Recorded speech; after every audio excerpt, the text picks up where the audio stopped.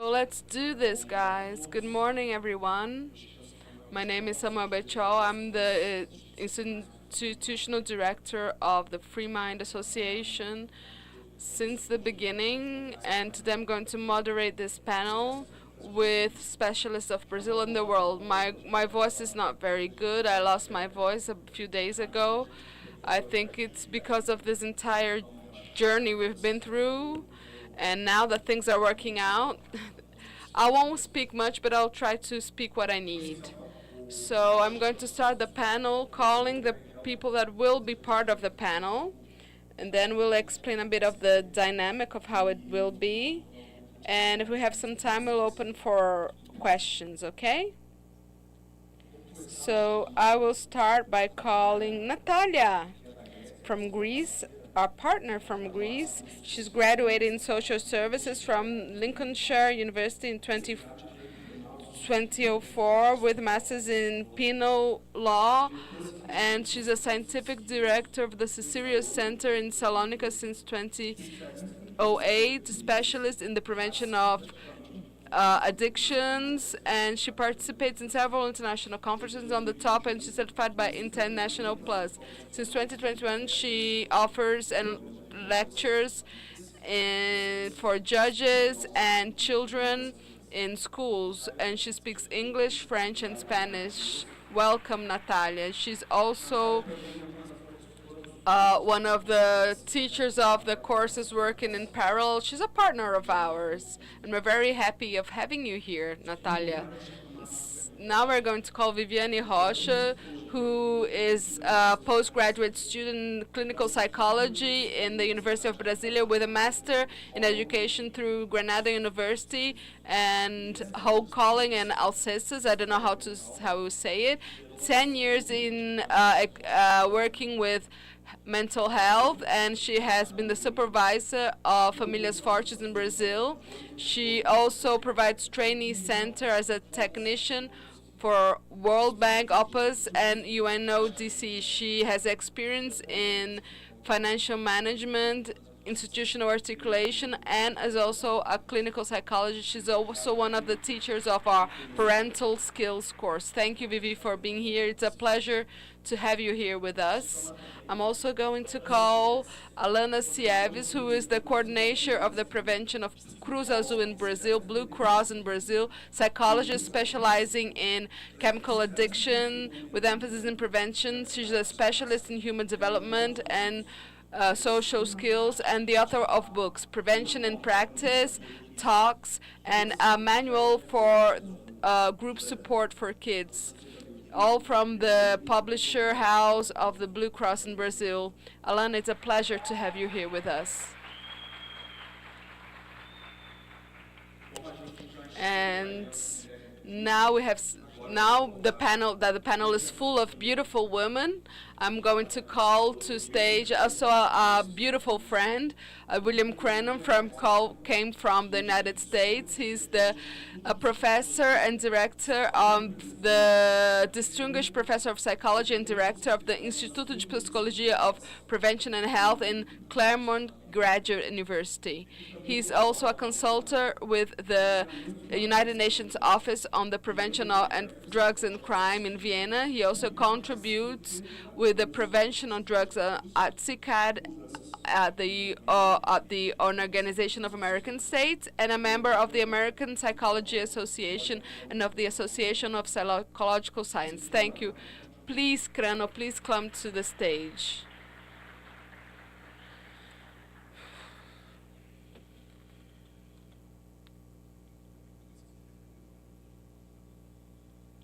So, guys, we create an order of the talk.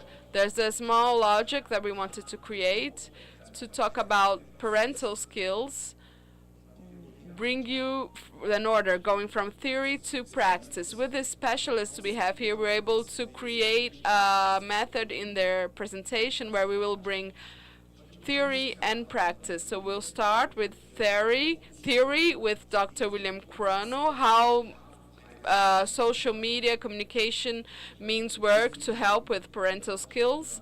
Then Natalia will talk about the Oviedo Declaration, and we make this link. And then we talk about Viviane, who will talk about the transformation of programs, the training of facilitators, and the change to online. And at the end, we'll get into a practice with Alana. So we have a rationale to follow, and if everything works out and there's time, we will open for questions. So Dr. William Curano, the floor is yours, please.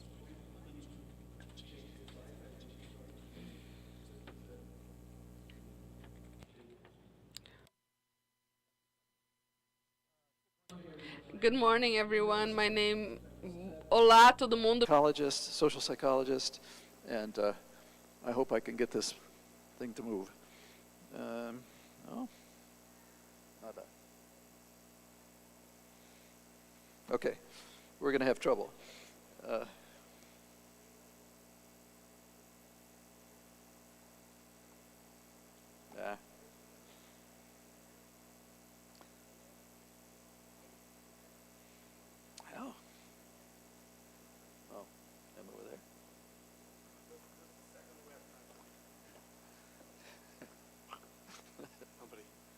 Como sempre, a Freemind, nós estamos tentando organizar.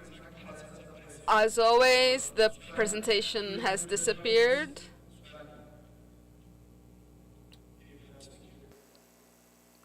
Just because a apresentação sumiu do sistema aqui, gente. Rapidão.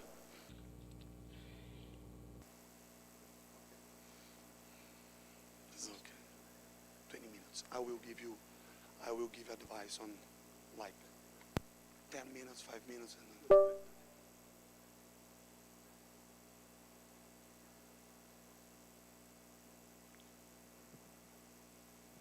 E aí, deu certo?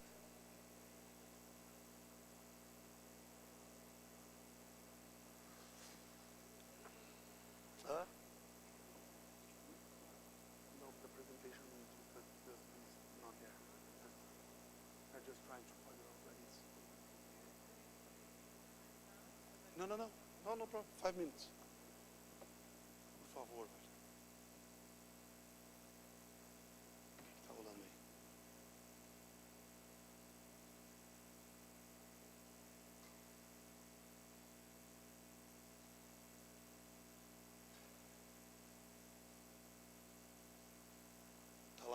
Cano, tá lá. Desculpa, gente. Vamos embora. Okay. You start the clock now, right? Not later, earlier. Okay. I want to talk about the special role of parents in adolescent use, substance use. I'm a social psychologist. My major interests are in using the media to help children stay away from drugs. And if I can get this machine to work, maybe over there.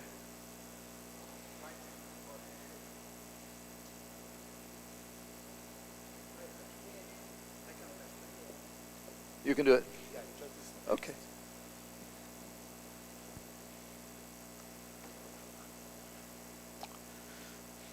This must be a genetic problem on my part. It always happens. We'll see. Okay. I want to talk first of all about an old theory that we have had in the field of media and prevention for many years, which is called the two-step flow of communication. The idea is very simple. It was invented in 1944 by a very, very smart man.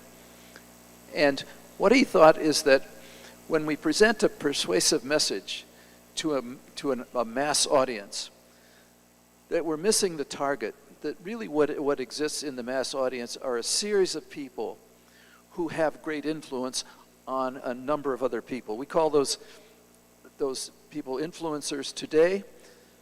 In earlier times, they called them opinion leaders. And the opinion leaders had a great deal of power to interpret and evaluate the mass media and send that interpretation to their friends or followers. And it was there that you got the media effect, through the leader. I was thinking in my Okay? How's that? Okay. So it looks like this. You have a leader of substance prevention communication who receives the message and then disseminates it, interprets it for other people. Typically, the leader has qualities of expertise and trustworthiness. The person knows what they're talking about, and we believe them. They're not trying to get something over on us. The added advantage is that resistance is very low in these circumstances. So you know when you go into a persuasive communication context with a group of high school students, there's an immediate resistance about you're telling me what to do and I don't like it. That's part of the age. But in this case, it typically isn't. And we're looking for who are the opinion leaders that we can address. And it seems to be no one here, but but who's the opinion leader of most common adolescents? Their parents. Even though they swear that it's not true. And yet we spend so much time and money trying to persuade the most unpersuadable group of people on the whole that we can find, which is their children, adolescents. We need to target both groups. We've been very lax in targeting the parents because the parents can transmit our message with much less resistance from their children than we can. They don't trust us. Let me show you something that's interesting, I think. This is a map of a state in my country called Arizona. And it borders on the south end of Arizona on a town called Nogales in Mexico. And Nogales is also a city right next to it in the United States, in Arizona. This is a common drug corridor. If you look at drug importation, illegal drug importation into the country, a lot of it follows this route. And if you also look at usage rates along this route, it's much higher than in the rest of the country. Okay, the availability is outrageous. And so what we tried to do is figure out what can we do to deal with this, to use the particular features of this place to see if we can impinge on that work. So or at least learn about it. This is heavily Hispanic. That is, huge numbers of people from Middle and South America live along this corridor in Arizona. And here's what we did. We took 1,094 pairs of children and their parents. They ranged from 4th to 12th grade, that is 10 years old to 18. Largely Latino children and adolescents who lived along this road, major highway. We surveyed their use of marijuana and volatile substances. We call them inhalants. Over the past year, patterns of use for both of these substances were pretty much the same. Here's what we found. We measured a construct that was strong at the time called familismo, family. How tight is the family? How worried are you? The scale was, how worried are you to bring shame upon your family? How much does it mean to you to be in close connection with your parents, with your grandparents? Okay, and this was written in both Spanish and English. And here's what we found. The predicted usage, in this case of marijuana, for low, medium, and high knowledge adolescents was here on the vertical axis. And what you see in that top row is the usage rate of children for marijuana as a result of familismo. And as you see, familismo makes no knowledge among the group of people, of children and adolescents, who are at the highest rate of usage across all levels of family.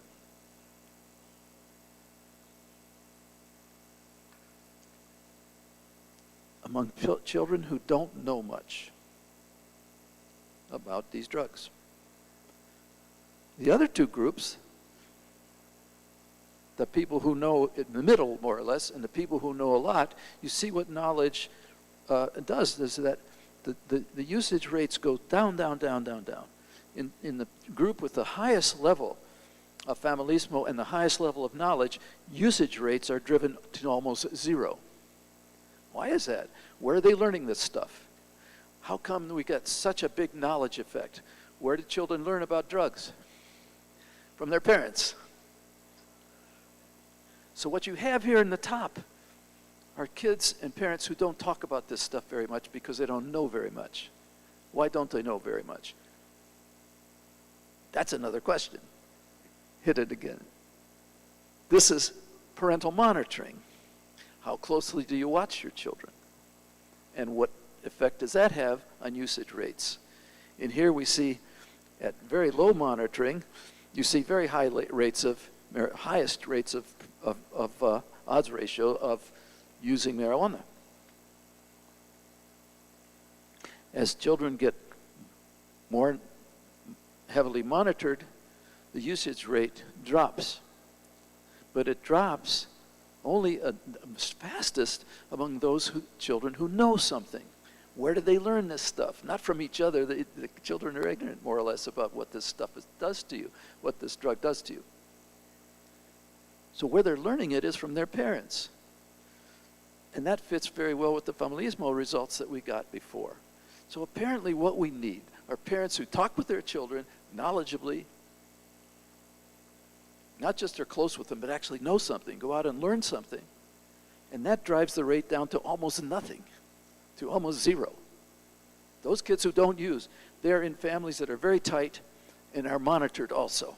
And monitored in the sense that their parents know what they're doing and tell them about drugs. Talk to them about it. You don't have to do a book on it. You'd have to say, this stuff will hurt you, don't do it. So this is the relation that we found.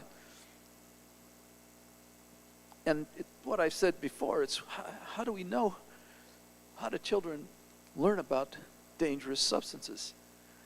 They don't learn very much good knowledge from their peers, because their peers don't know anything. They learn it from their parents or their grandparents, depending on who they're living with. And if you make that happen, then you're going to be in very good shape. Why do we spend millions of dollars trying to get children to do what we say rather than get parents to tell their children what they ought to do? We ought to be sending messages to them. I think it would be much cheaper and much more effective. I'm going to show you some other results that we've got. I want to show you now a warning that we found in some research that we did about just how subtle parents' effects can be and how powerful they can be. This is a study of what is called the self-fulfilling prophecy. And it's a study, it's a phenomenon that's been in existence for a long time in our country, in science. If I expect you to do something bad, there's a much greater proportion that likelihood that you will do it because of the expectations that I somehow transmit to you. And we tend to fulfill expectations sometimes. So here's what we did. Very simple study. Year one. We get two people together, parent and child. There's a lot of them here. I've forgotten how many we've got. I think it's on the slide somewhere, maybe here or the next one. Oh, 3,400 pairs of people. This was an expensive study. We take the parents into one room and we take the kids into the other. We ask the kids, have you ever used a dangerous substance like marijuana or something that's illegal for you? And in the other room, we go to the parents and we say, do you think your child has ever used a dangerous substance? They could say yes or no. It's easy, right? A year later, we go back to the same families. That's why this study was so expensive. We go back to the same families. And we don't want to talk to the parents. We talk to the kids and we say, over the past 12 months, have you done anything, used any of these drugs? They say yes or no. Here's what we find. Here are the kids who said, no, I've never used this stuff. When we look at what happens when the parent says, no, he doesn't. Okay, so Now we have agreement between what the parent says and what the child says, and this is what happens from time 1 to time 2. We get about a 10% usage rate in that group. Children who said no and whose parents said no. How about the children who said no and whose parents says, yes, I think he has? Many of them were unsure. They didn't know what the kid was using or not. But the kid said no, the parents said, yes, I believe so. And this is what we found. We found about 30% difference between those children, or about 20% difference between those children. Now, if you think about that, what are the alternative explanations of this? The first one is that the self-fulfilling prophecy, the parent's expectation or assumption had some impact on the child. The way that they treated them, the way they talked, and that interaction caused children, because the expectation was positive, yeah, you're gonna start using, you are using this stuff, to jump. Or the child lied in the first round. Said, no, I've never used, but he really had. But then, and the parent knew the truth and reported it. So the child lied, the parents told the truth. But my question is, why this is socially desirable, the message that the kid told this interviewer, who he'd never seen before. He hadn't seen the second one either when we came back a year later. But the question that I had was, why did the child all of a sudden become very, very honest? We don't know. So let's get away from that interpretation and see if we can find out if socially desirable responding was responsible for why the child lied in the first place. Let's look at kids who we know didn't lie.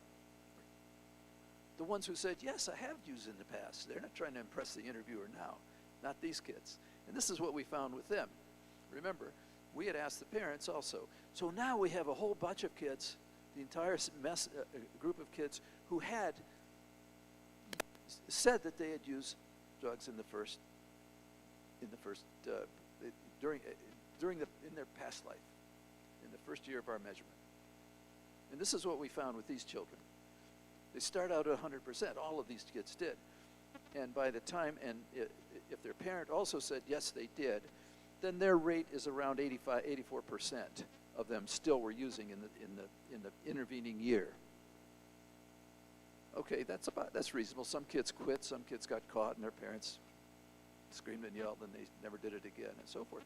How about the parents who said, no, my child doesn't use? And the kid said that he did. What happened to those children in the second year? Their usage rate dropped to about 62%. About 62% of those kids kept using. But look at the difference as a function of what the parent thought. So parents can be a very positive effect on children, and also a very negative one if you don't read the child right, if you don't really know what's going on in the kid's head. And why would that be? Because you don't talk to the kid. What's wrong with you? Okay, that's other reasons, other things that we found out. Parents who thought their child used drugs apparently talked to them about more often than not, but they talked about more different drugs more frequently and were less optimistic that the talk had any effect on the child. They didn't think it was getting through. Why not? Why not be there until you are? They were less hopeful. That's really a bad result. And users found it more difficult to talk with their parents. And non-users whose parents thought they used also found it very difficult to talk with them. Okay, so this doesn't sound like a tight family to me. This sounds like people who are working at cross purposes and don't quite understand what the other one is trying to do or trying to say. The parents don't trust the kids, and the kids say, my parents don't know anything. This is not a good family. Here's another study. We looked at the effects of parents' usage. We asked the parents, how long has it been since your last marijuana joint that you used? How long has it been? Some said, I never did. That's a long time. Others said, oh, I stopped 20 years ago. Others said, yesterday. We looked at that relationship with the children. Children weren't in that first initial interview. Children whose parents didn't smoke anything or did it a long, long time ago expected more punishment for using if they got caught. So their usage rates was less. If a parent used, their children's expectation was much more positive about the effects of the drug. And the more closely it was that the parent used, the stronger was that effect. The children's attitudes also reflected that. If the parent never smoked or smoked 20 years ago, they were much less, their attitudes were much less positive than a child, than the parents of a child who used last week or yesterday or 2 hours ago. Okay. Beautiful straight lines. The data were about as clean as can be. Okay. Study 4. What works? What we found in our research and have been finding is that the more offers that a child of marijuana the child receives, the more likely they are to succumb. What we found in our own samples is that 60% of first-time users started with a friend's offer. A friend offers it to me. And the first time I start, 60% of those kids started because of a friend. What we've also found is a greater parental knowledge significantly lessened their acceptance of drug offers. And the reason for that is that because of parental knowledge, the child was surrounded by friends who didn't use. So they weren't getting the offers. The reason they didn't start is because the parent said, don't hang around with those guys over there, you guys. Use these people. These people are your friends. So the reason they didn't start is because they never were offered, and the reason they weren't offered is because the parents said, hang out with these people and not with those. This is a very complicated study. It had to do with alcohol use. We became interested in that. And what we found, a couple of things that are interesting. One of them is parental control, parental warmth, and parental alcohol use were major predictors of what was going on. That's the one, things on the left, and those arrows say, well, this is what they're related to later on. So what you'll see is parental control is related to all sorts of things like parental use perceptions, this, that, and the other thing. But the important thing is this. Look at that bottom box on the left, parental alcohol use. We looked at children over high school, college, and post. And what we found, look at the bottom line. Parental alcohol use, look at that bottom arrow, ran all the way to the time the child was about 30 years old. And the more the parent used, the more likely the kid was to binge drink. You saw that we see that all through these arrows. And the more the child, now a 30-year-old, was likely to have an arrest record. Usage in the family, what the parent uses, has an effect on what the child perceives as proper. You get more binge drinking by children who are raised in families where the parents are drinking a lot. You get more of it in high school, you get more of it in college, and you get an arrest record when they're out of college. Isn't that nice? So don't do that. Here's what we found out also in this work. We were looking at parental monitoring, as you saw, parental warmth, low and high. Parental monitoring could be very high and very low. This is what we got. And it follows the work of very famous people, Mary Ainsworth, Kerr and Statton, a husband and wife team who've done marvelous research. Margaret is now dead, but she was alive for a long time and did some work stuff. How do you want to create a kid? This is our interpretation of some of their work. What do you want to do to create a kid? Do you want a kid who'd be reactant, who argues with everything? Okay, I'll tell you how to do it. Very high monitoring, watch them like a hawk, and do it very coldly. No warmth. You're going to get a kid who's going to argue about everything. You want a kid who's just going totally nuts? Don't monitor the kid and be cold about it. In other words, the kid's a bother. The kid's doing everything to get your attention. And it doesn't matter because you're not watching them. It's just everything is wrong. So you got an anarchy going on in your house. How about you have high monitoring. You're watching your kid closely. Nothing wrong with that if you do it with high parental warmth. In that case, you got a pretty good kid who's not likely to get themselves into trouble. Or you have parental monitoring very high, very low, and high parental warmth. So, oh, darling, no matter what you do is okay, and so forth. You get a kid who's irresponsible, who has no sense of boundaries. It's up to you. You control how closely you monitor your kids, and you control how warmly you treat them. And kids are extremely sensitive to all of this. Thank you.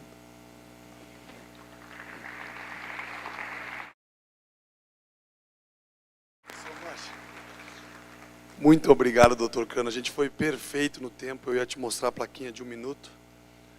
Obrigado pela sua apresentação. A gente vai dar continuidade. Thank you for your presentation. We will continue now our panel. You were right on time. Thank you very much.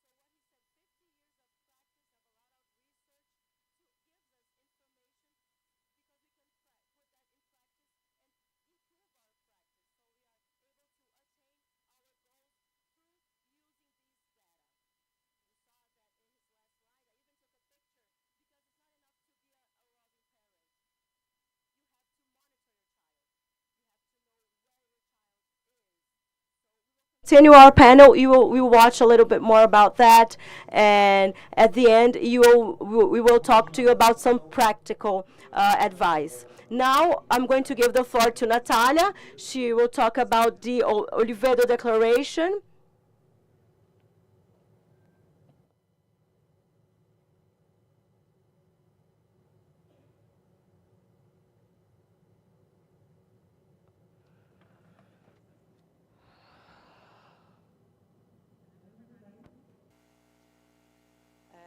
My name is Natalia Zaccardi, as Samuel said, and I come from Greece.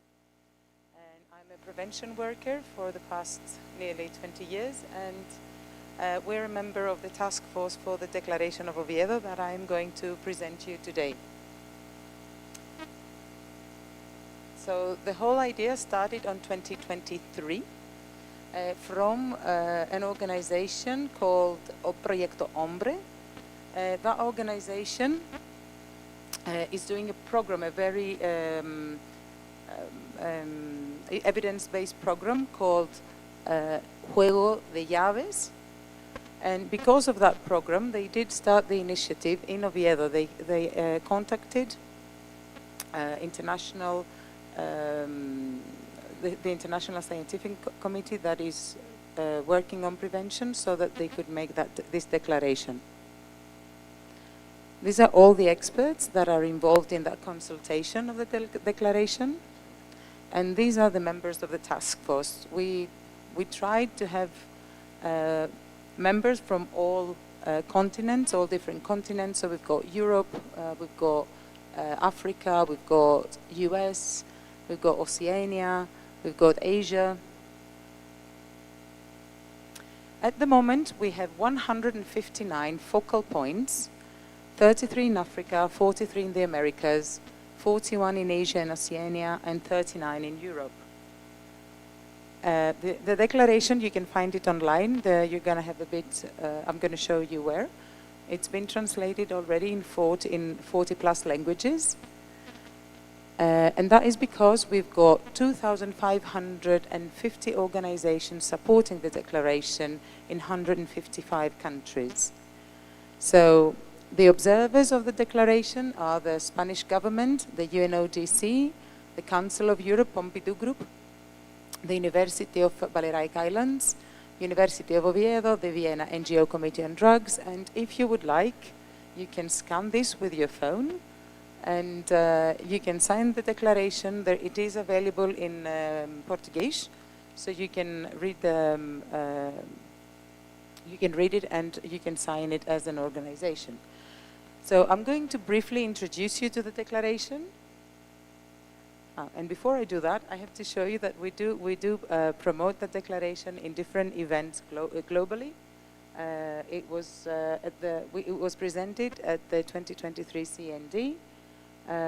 It was presented at the EUDA and at the ISAP and ICUDDR and INL conference held in Thessaloniki in June 2024. Also, in order to promote it, we had a few hearings. There was the Americas hearing, Asia Pacific, Africa, that already have published the reports, and the Europe and Middle East and North Africa hearings that have been done, and we are going to publish the reports shortly. They're all available in the web page. So these are the 10 proposals. Number 1, we call countries to dedicate at least 25% of their drug demand reduction strategy and policy budget on prevention by 2030. And that is why we ask for that, because we know that now that prevention is effective and cost effective. So we urge countries to give at least 1/4 of their drug demand reduction budget to prevention.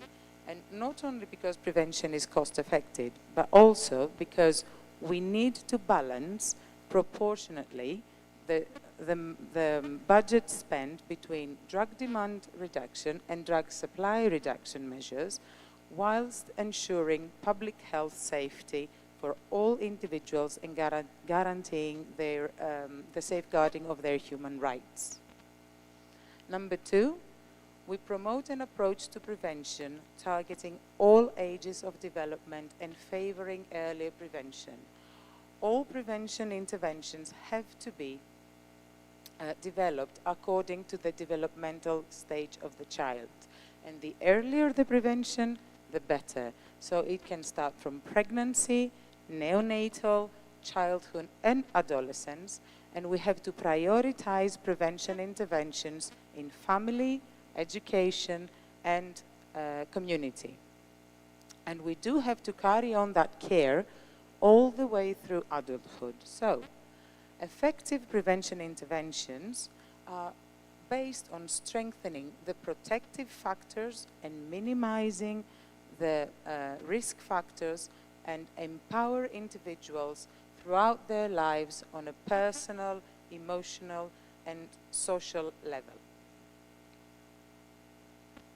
Number 3, we need to foster research and evaluation to avoid ineffective or counterproductive prevention strategies. This is something that we consider to be very important, because prevention, finally, we understood that prevention is a science. So we need to formulate prevention policies that are designed based on evidence-based and systematic assessment mechanisms. And we need to follow the national standards. So we need to be in close collaboration with universities, with the academia, that they can help us in doing the researches, and obviously the civil society organizations. And also, when we do have the data, when we own the data about what is effective and what is not effective, it's really important that we transfer that knowledge, that we share that knowledge, because this way we ensure that we implement globally effective prevention interventions in different social, economic, political, and cultural contexts. So sharing information is really important. If I know that something is very effective and I share it with you, then it saves you the trouble and the money and the energy of finding, discovering Earth all over again. So I have something effective, I share it with you. You will all put it in your social context, because we do have societal differences, but yet it's going to be something that is very effective. Number 4. Broaden the vision of prevention responses to shift the focus from the drugs to the individual and the community. So, we have legal substances, illegal substances, and behavioral addictions. All these are the means a person uses or has in order to achieve whatever they want to achieve. So effective prevention interventions are designed by not paying attention to the means, but we pay attention to the individual needs and the context the person lives in within the community. And we identify individual vulnerabilities. So this kind of intervention doesn't only prevent substance abuse, doesn't only prevent behavioral addictions, but it also strengthens the person, and they prevent any addiction that we yet not know that will exist in the future.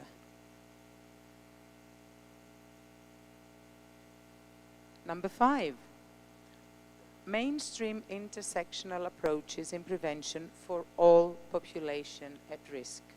We all know that the impact on health, on addiction has an impact on health. So the impact depends on some specific factors that include the gender, the ethnicity, the race, the sexual orientation, location of residence, economic background. So these all are factors that can affect the health of people using drugs. So we must incorporate a holistic approach.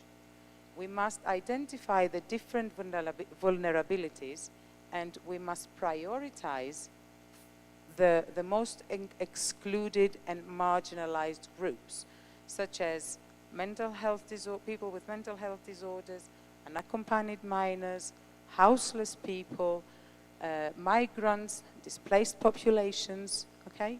So this way, the prevention responses that we give are going to be tailored to the specific needs and vulnerabilities of the specific population we want to intervene.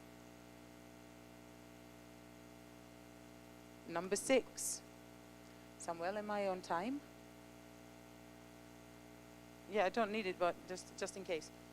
Number 6, 7 minutes, okay.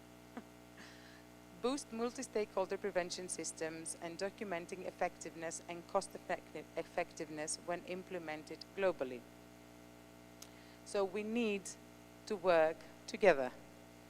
This is one of the main points of this conference as well. We need to be together. So we need to work with governmental organizations, non-governmental organizations, civil society, community-based sectors, in order to achieve effective prevention. All of us need to be involved. So we need to provide services at a scale for children, for youth, and all of them according to the developmental age of the children. So in order to invest in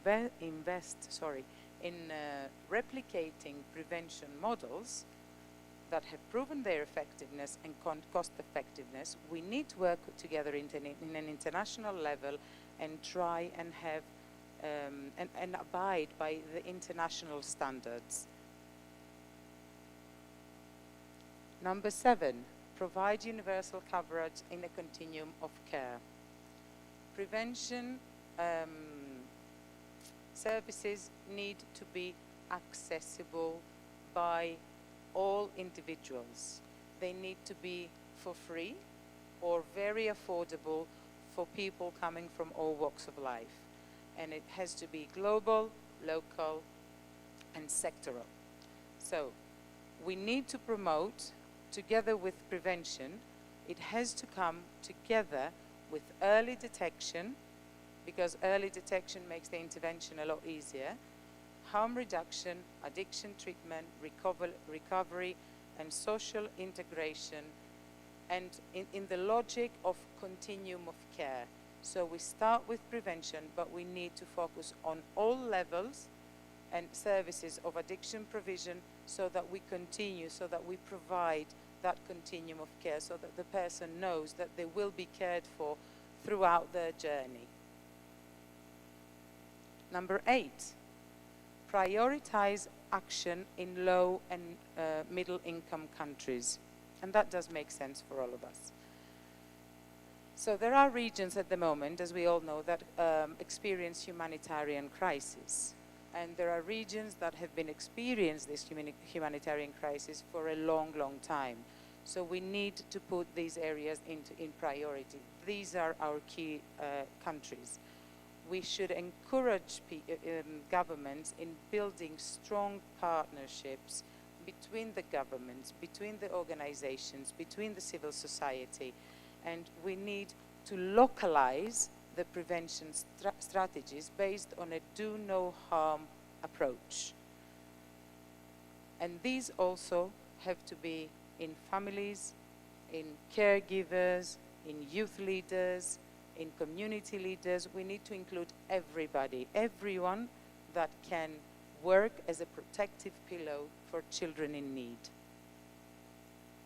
Number 9, empower current and future generations of prevention professionals. Obviously, that goes for all professionals, but this is about prevention. So we need to care for the professionals that do the work in the field, because burnout is something that can happen very easily when working with people.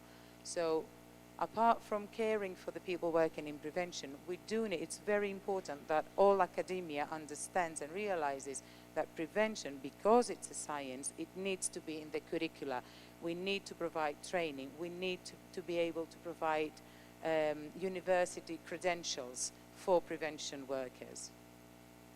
And number 10, monitor the status of prevention policies through accountable surveillance. Monitoring our effectiveness is very, very important in order to be able to promote prevention, because numbers talk.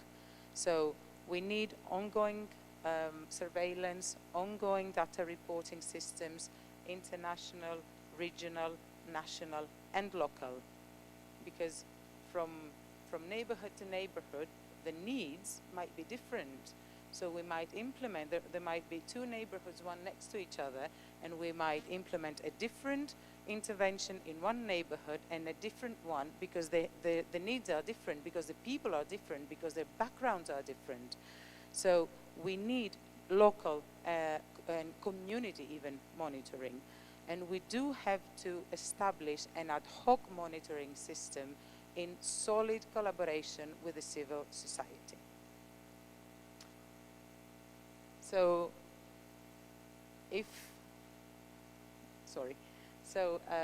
in order for you to read the initiative and support us in this initiative, you can log on the www.oviedodeclaration.org, or you can scan this QR code and check the website.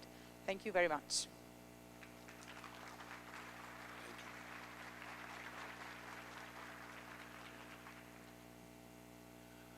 Obrigado, Natália, pela apresentação. Thank you, Natalia, for the presentation. We are we're at half of our journey here at the panel.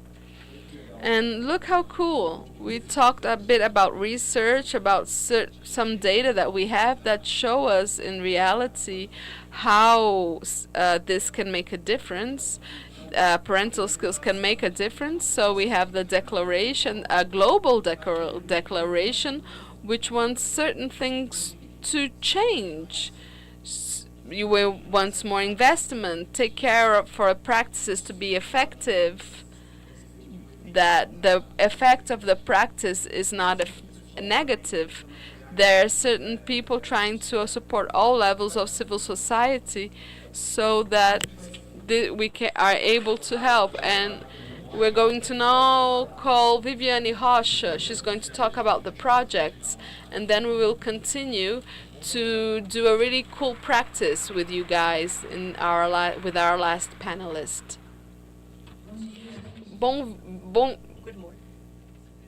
Good morning, everyone. I hope you are doing well.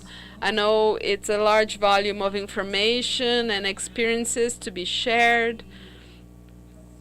But what's important is that we have access to such information, and leaving here as soon as possible, go more in depth in what makes sense to the experience of each one of you. We all exercise several roles in our lives. You're here, for example, as a community leader or as a scientist or as a professor, but I know you have other roles in your lives, such as I do, in addition to the one I'm exercising here. And the life is not divided so straightly, and we mix and mingle the roles we exercise, and you listen to things that make sense in an area of your life and then in another area of your life. So we can mingle all these things, all these knowledges. What we cannot do is ignore what we're learning, and in one area we use the principles that work, and in the other area ignore it. Maybe if we talk about food, that might work, this understanding. We can have all the ingredients. We can even have ingredients at the right amounts, but if we don't have the right time and the order of each ingredient, we might have the best of the intentions and still not prepare good food. So when we share these moments to share, when we have these moments to share good practice and data, it's so that we will not waste the good ingredients we were able to collect. So each one of us is sharing their experiences, data, learnings from errors, and to make things better. What I'm going to share with you today has to do with an attempt of following up on what the world is signaling. I was reading certain data on the greatest platform of digital courses, which is Hotmart. So several courses sold, and not so long ago, about 2 years ago. I didn't introduce myself. I'll do that later. 2 years ago, the most sold course was a guitar course, how to play guitar, and millions of courses sold. And despite that, we don't have that many people playing guitar. What does this mean? It's not that knowledge is available, that actually this is happening.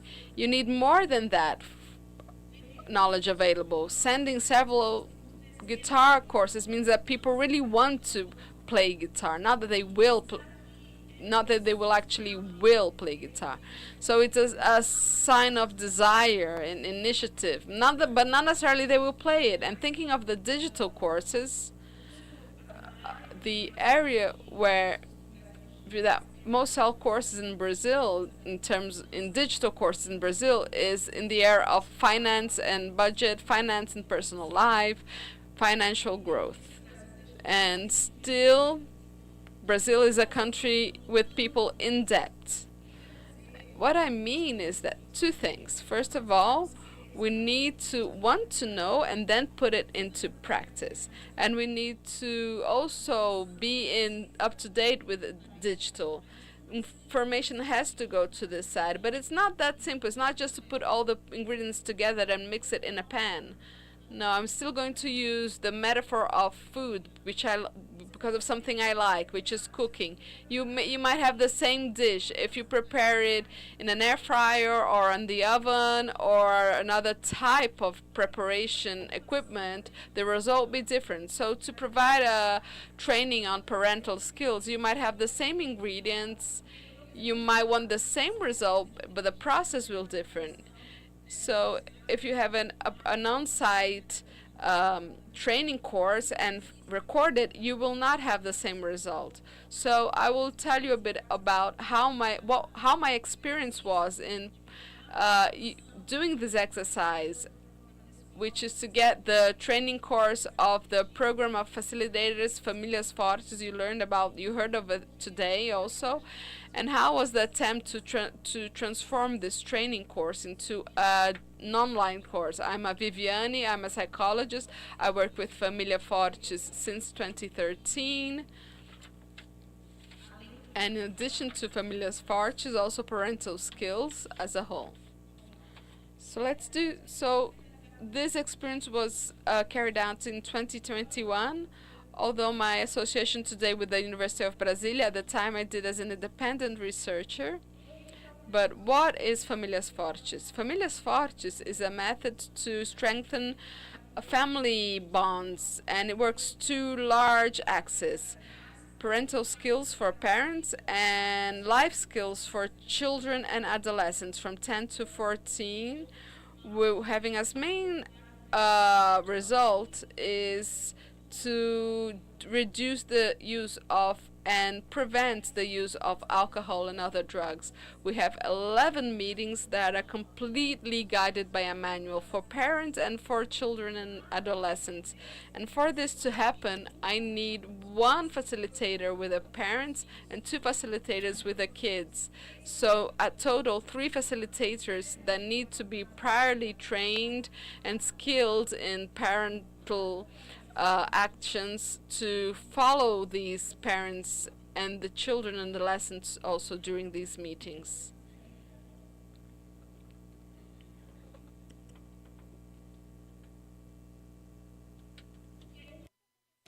So then how the training of these facilitators took place. Back in 2013, when the federal government started this, we did the training just like the university that created the program taught us. We trained them, a 4-day training, on-site training, an overview of the entire program. So, of course, when you take this to real life, it's difficult to reproduce, because when you when you get professionals from school, from clinics, or from different health services, and put that person 4 days in a training, it's very difficult to do that. So we started to adapt. In 2014-15, we did a first adaptation regarding the time of training. This change was approved by the developers. So I'm trying to summarize a 10-year background in 2-3 minutes. So in 2021, we aim at attempting to have that training into the online format. So we have the original training, the application of that training in Brazil, and adaptation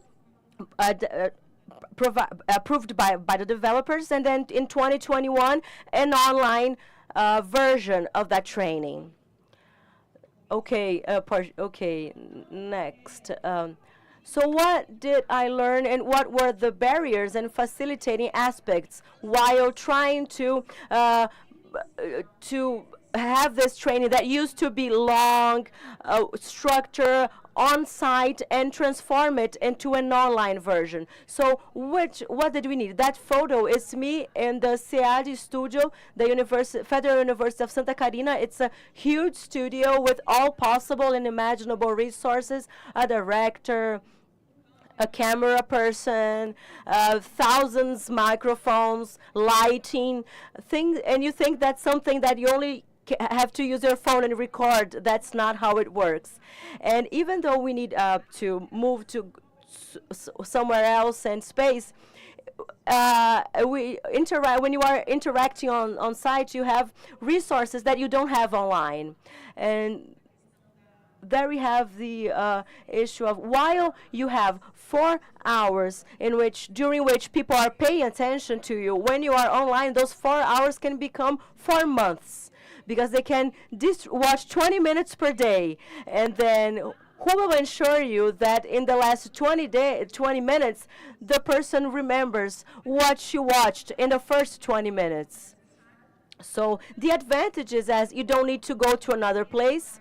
And a barrier that is regards to the scale is to form multipliers. So for me to train 3 facilitators, I need people that will train those facilitators, and that requires a structure, displacement, all of that. So the online has the advantage of being able to reach more people.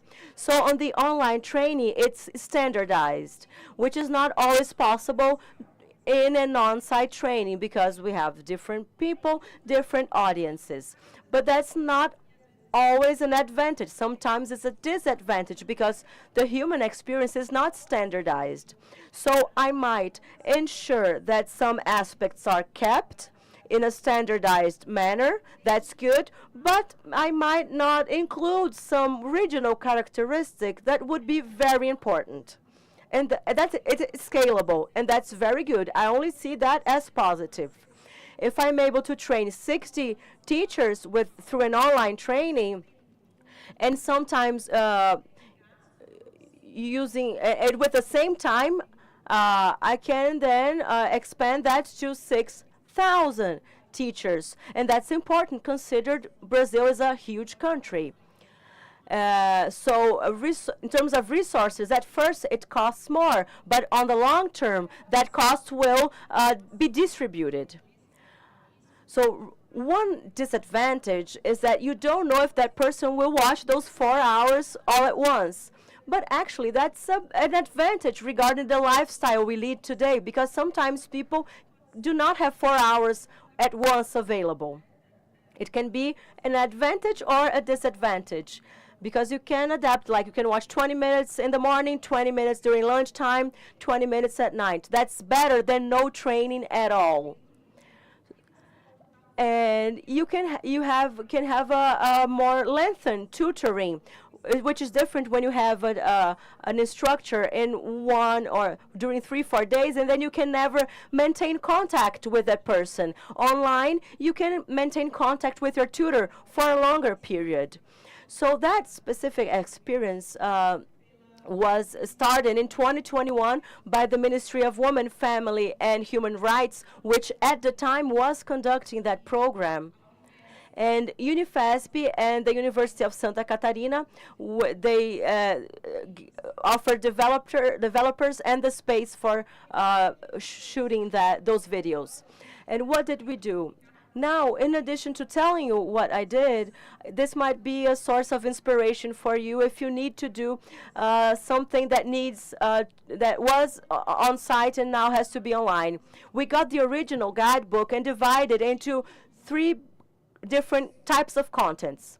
So, but with text, we did not remove the text from the manual. So it's a text, a video class, and animations. So 3 types of content that we had. The text, we transformed them into scripts and interactions. So when I had a technical text explaining what was prevention, that was transformed into a round talk, a round table, and everyone discussed about prevention. What is prevention? So it's not an animation, it's a text, like a storyboard, yeah.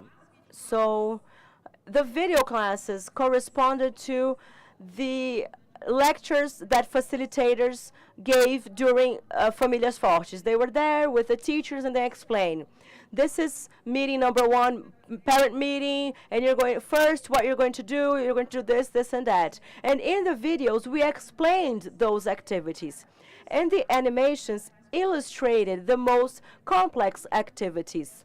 We have many complex dynamics in Famílias Fortes which require organization of the environment, interaction among participants.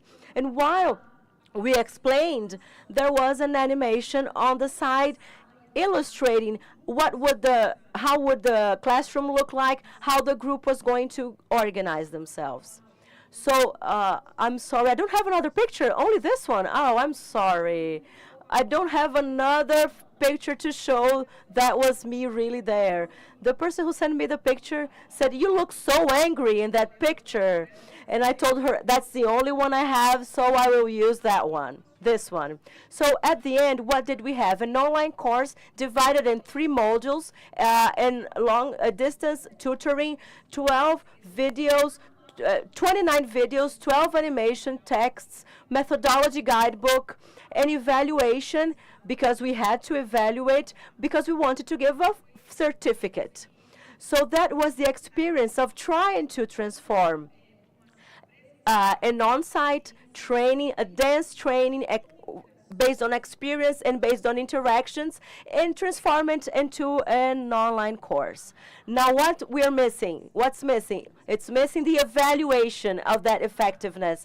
So many people participated, got the certificates, but we have no evaluation to see if these people are actually prepared to execute Famílias Fortes, as much as those who went into the on-site training. So researchers who are here, please, that's an interesting theme for you to study. Now, my challenges in learning. So social skills, you don't train passing, transmitting information. You need to modulate, you need to train, you need to put in practice, you need an environment, you simulate situations, and you need to follow the progress of that training and the progress of that skill.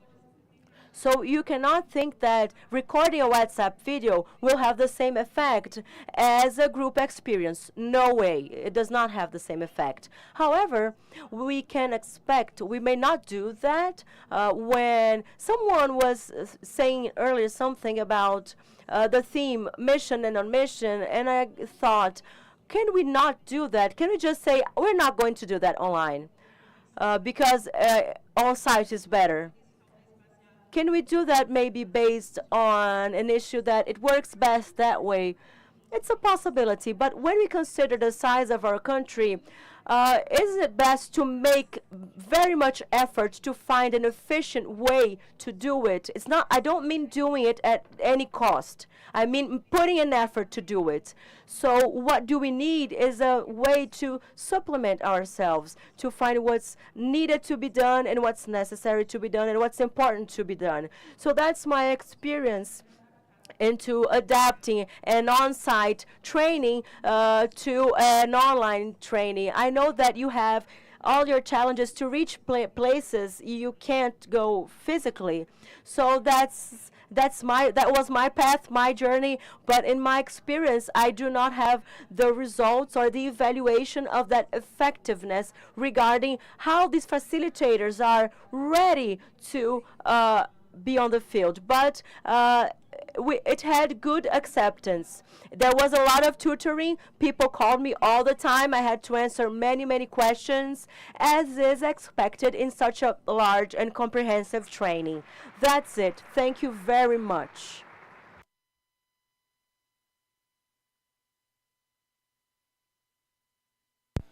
Obrigado, Vivi. Thank you, Viviane. So let's move on.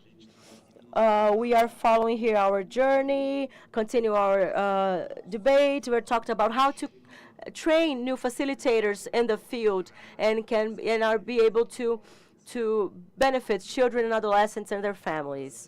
So let's continue. Now we're going to call our Red Cross friend, Alana. She will present her work. Thank you, Alana.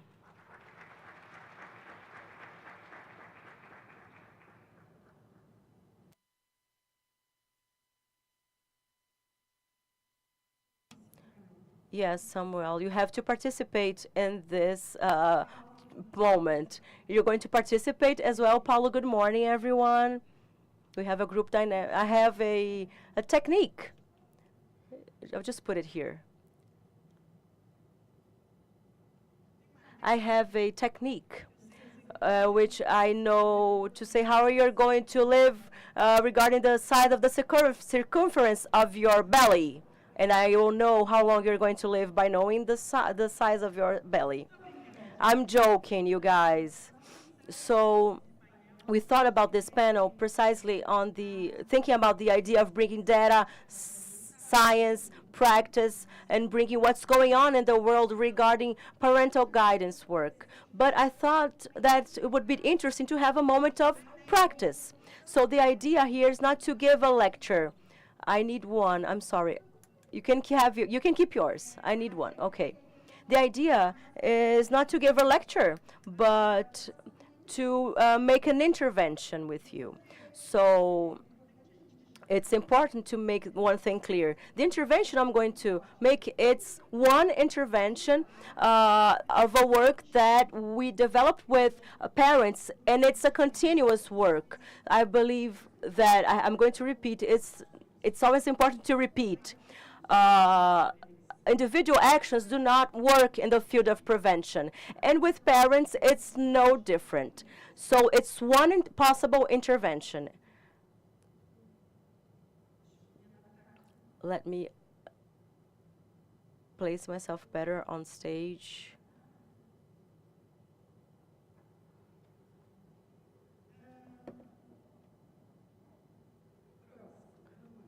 Next. this is an intervention focused on awareness raising and prevention regarding the use of drugs. And to do so, that's how I start. I'm not going to start, let's talk about drugs. We're going to talk about life expectancy. Or expectations for life. I'm sorry, expectations for life. First of all, I'd like to think about the wholeness of the human being. We are biopsycho, social, spiritual beings. To start my intervention, I'd like you to evaluate each area of your life regarding yourself. How are you physically? But you don't have to poke your colleague, your friend. No, just think. How are you emotionally? How is your emotional regulation? How are you socially? With whom do you socialize? With whom do you coexist? Are they people who have similar values as yours, who lift you up, or people who are only complain all the time and you see that you start complaining too? With whom are you walking with? Because it's an important area of our life. And last but not least, how is your spiritual life? We know that there are differences between spirituality and religiousness, and I'd like you to think, regardless of your religion, how are your spiritual practices? When someone tells me, "Oh, I'm a very spiritual person," it's the same thing that someone saying to me that the person is a vegan. What do I expect from a vegan person? That person is healthy. They eat lots of fruit and vegetables, much more than people who eat meat. And then when you see the person drinks beer and eats pizza. Was that what I expect from a vegan? No, is the same thing. So how much of your spirituality do you exercise? So it's an exercise for you to think within yourself. Next. Now, please think a little bit, what's your dream in the long run? There are people with different ages, in different age groups, right? When we are young, especially when you are in college or recently graduated, we think we are going to save the world. We have many, many plans. And as time goes by, this changes a bit. So not necessarily because we get relaxed, but because we start stabilizing. We begin to achieve things I dreamed of. I'm happy with my life. But that does not mean then I have to stop dreaming, or that dream is no longer important. So please think in the long run, what's your dream? If you don't have one, that's something you should think about. Because the way you're living, you're going to live more 20 years more doing the same thing. So what do I want to achieve in the long run? Just think, what is your goal? And when I said dream, you can think about different spheres of your life: personal, professional. It's not about one specific aspect of your life. Next. If I have a dream, obviously I need a strategy, right? If I want to achieve something, I have a dream. It's not a hole I'm going to fall and okay, I fall in the hole and I achieved my dream. No, I must have a strategy to achieve that dream, to fulfill that dream. I must know how long I will take to get there. So what's the strategy I'm going to use? How am I going to get there? How long will I take to get there? When will I start to apply the strategies towards my dream? Because I can think about retirement. I'm young to think about retirement, but I think about my retirement. I think about what retirement I want to have. And I must start working on that today for my retirement that will come in 30 years. So which are your strategies and when are you going to start applying them? Next. Now we're going to get to the ruler. We have life expectancies for women. Women, they are different, right? Depending on the environment, on the country. So the first thing you're going to think about is you're going to adapt to this picture over there. If you are in Brazil, If you are a woman in Brazil, you will live approximately up to 80 years old. I will bring data now. And it must be clear for everyone that this is a parameter, okay? If you're a man, a male, and a Brazilian man, your life expectancy today is 73.5 years old. The first thing I want to tell you to do is just fold your age according to your life expectancy. Just fold a little bit.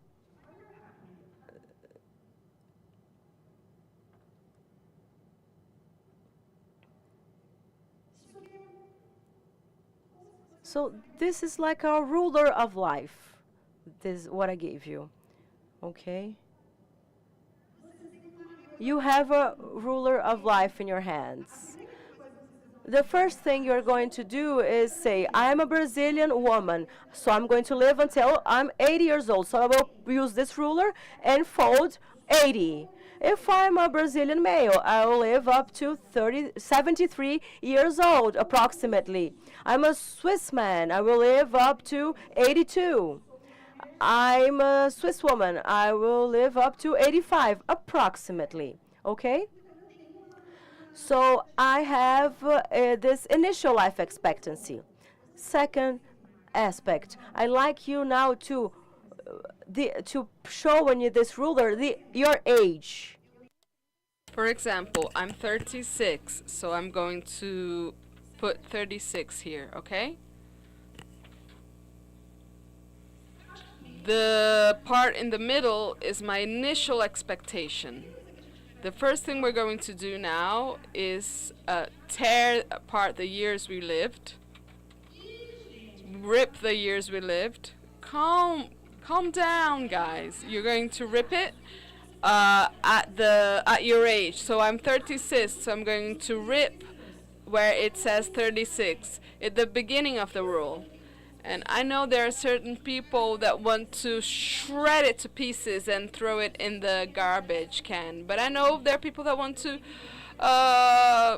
put this aside and keep it as something that they care about, that they will remember. But it's not our focus today. Also because we cannot change this.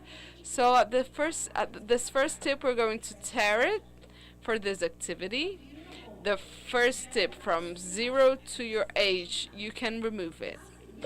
The second point is only marked and not ripped because there is the possibility of increasing life expectation. So what is the possibility in this sense? First of all, if you exercise, if you do physical exercise, you can increase 4 years to your life expectancy. What does the World Health Organization say about physical exercise? At least 30 minutes per day. Oh, Alana, but I work standing. No, 30 minutes per day of physical exercise. Work standing up is not the same thing. The activity is for you, so be honest. Do you really exercise yourself physically? You can increase your life expectancy by 4 years. If not, you do not move anything. You stay where you actually identified your age, okay?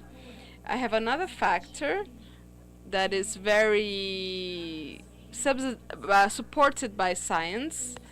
I heard a lot about it, which is spiritual or religious activities. Remember the vegan that eats cheese, pizza, and drinks beer? No, not him. But if you really practice religious activities, if you actually practice it, you might increase by 7 years. Add 7 years to your ruler. Amazing, right? People that have faith, they solve their problems 50% more easily, suffer less. Did you know that? So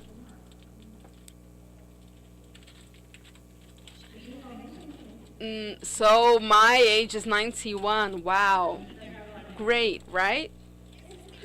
There are other factors that we know that increase life expectancy, which are these ones here. People that sleep well, sleeping 7 to 9 hours per day, guys. Do you sleep well? Well, you will live more if you do. If you have a diet rich in fruits and vegetables and legumes, you will live more. I cannot, regarding these factors, I'm not so sure the exact amount and how precisely it will impact as the other two. But what I'm saying here, you already know, right? So these are factors to think a bit about. This is a path if I want to follow, if I want to live more. Intake water daily. I really like water. If you want to save the world, the person wants to save the world but cannot intake 2 liters of water a day. Yeah, cool. We have to start by taking care of ourselves. We want to take care of the others, but we don't even take care of ourselves. An active social life. Oh, work, home, home, work. Going to lunch at your mother-in-law's. That's a socially active life. Go talk to people, little gossip now and then. That's an active social life. You know, talking to the other, learning what's happening in the other person's life. You know, this sense of belonging makes us participate in the groups.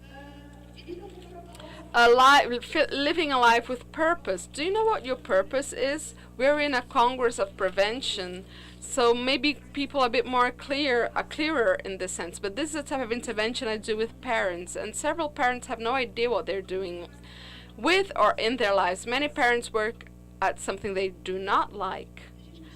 They do not have a root in their lives. Do you know what your life purpose is? And finally, controlling stress, managing stress.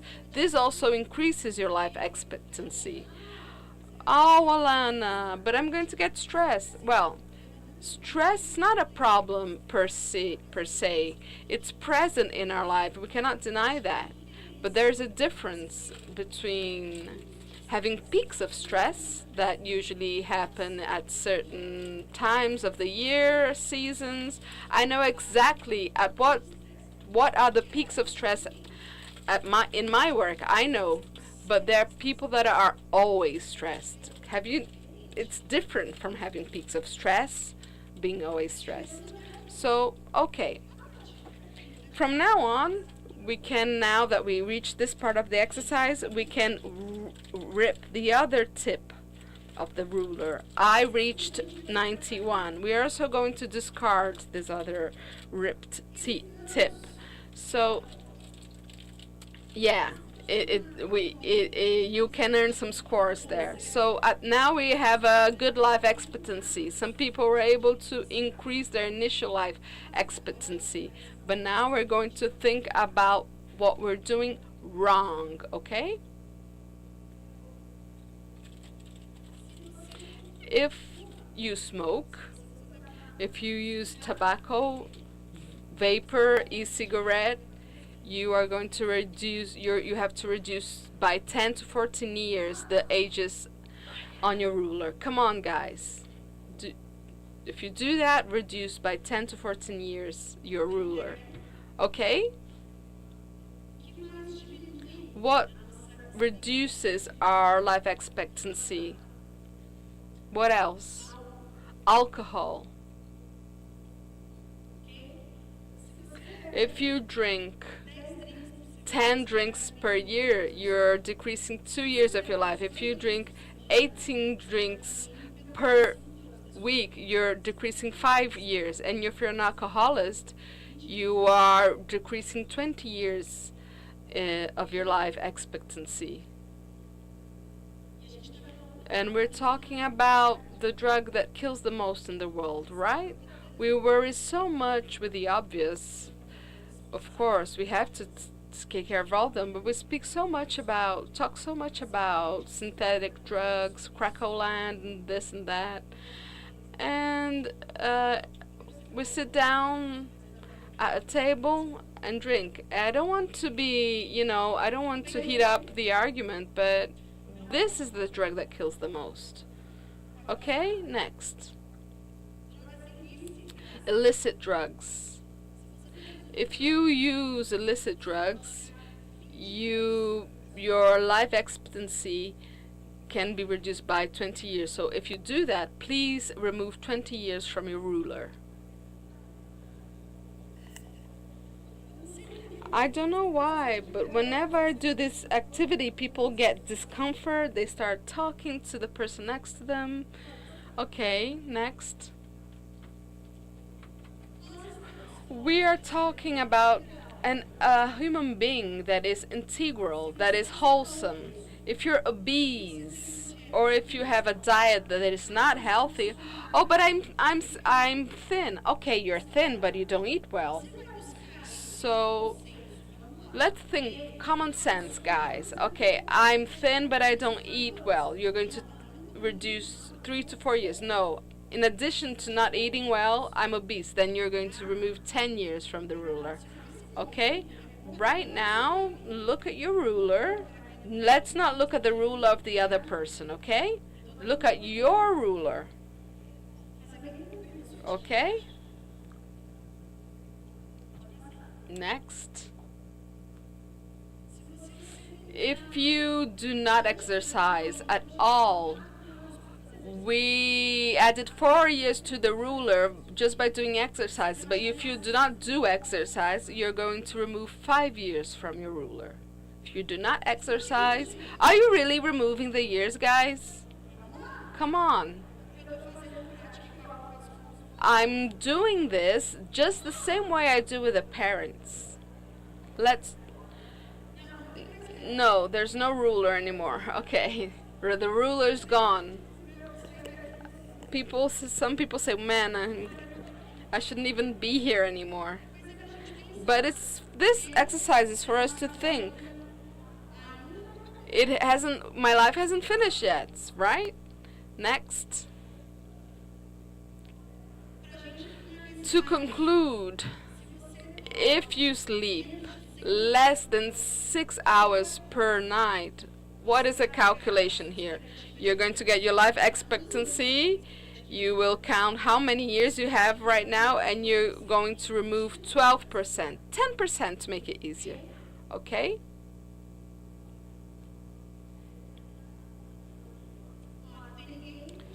No one is crying here. Okay. Don't cry. So it's in.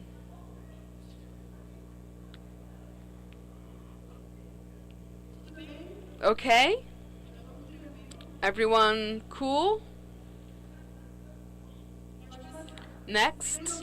Do you remember the dream that I asked about at the beginning of my talk? I'm going to ask you a question now. I want to know, if you continue to live the way you're living now, will you be able to reach that dream? If you continue living exactly the way you're living now, will you see your kids grow up? Will you see your grandchildren get married? Because these moments are, moments of joy. The way you're living now, will you really reach the place you want to reach? So to conclude, do you know, in scientific research, you're never going to find any research on happiness. We call this in subjective well-being. Do you know what is the subjective well-being globally ranked in the research? Quality in social relationships. It's not money.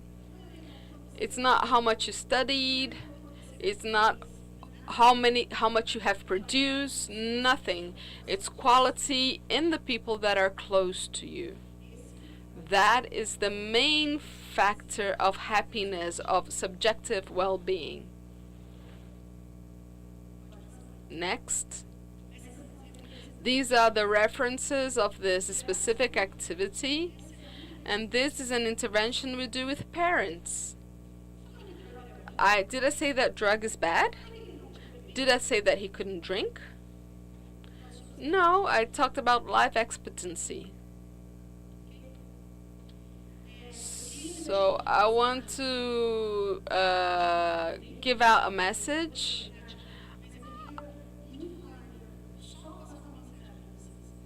Which is, we have to think of us first, and not only not thinking of us and our studies, our work. No, it's thinking of us and the terms of what am I doing.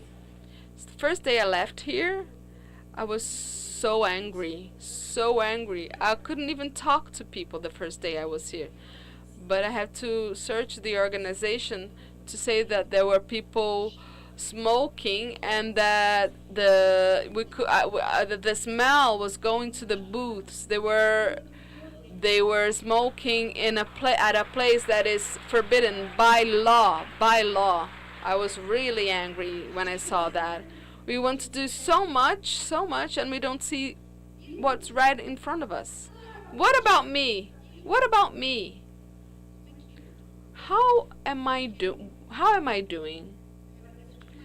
Thank you so much for your attention. And here we are. We'll be here till tomorrow, and we will talk more tomorrow also, for sure. This is an experience. This is a cutout of several interventions. It's just a small part of several interventions we do with parents. Thank you for your attention.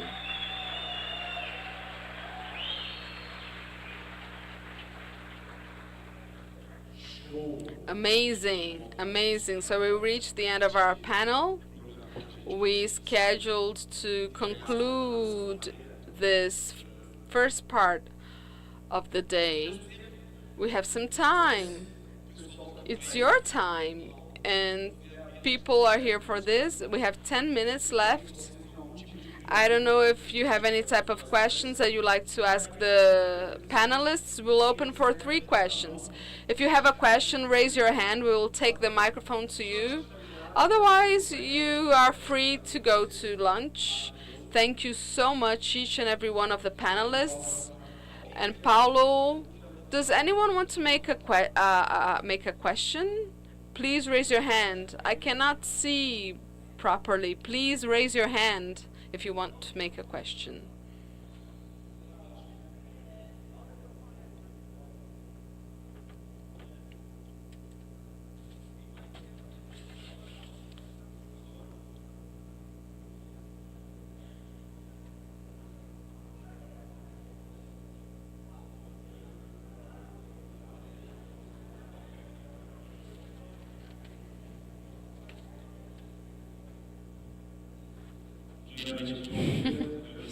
Good morning.